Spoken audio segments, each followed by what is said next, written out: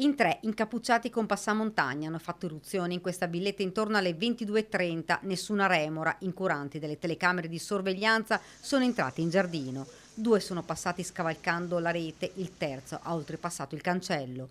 Poi hanno percorso il perimetro del giardino, forse nell'intento di evitare le telecamere. Si sono posizionati dietro la macchina e in quel momento si è accesa la luce delle telecamere. La mia compagna, eravamo a letto, ma la mia compagna era sveglia, ha guardato il telefono, ha visto queste persone, insomma, intruse, e mi ha svegliato. Lei intanto ha chiamato i carabinieri, io sono uscito in terrazzo, però come hanno sentito la zanzariera alzarsi, sono scappati via. La prontezza dei proprietari ha fatto desistere i ladri. In casa erano presenti anche dei bimbi piccoli. Tanta la paura, la figlia undicenne per tutta la notte non ha smesso di tremare. Ora Raffaele Donadi ha deciso di potenziare ancora di più il sistema di videosorveglianza. Eh sì, per forza, perché è meglio controllare tutta la proprietà, perché può essere come in questo caso, è stato un buon segnale di avviso, insomma. Ci siamo salvati per le telecamere. Come dormirà stanotte?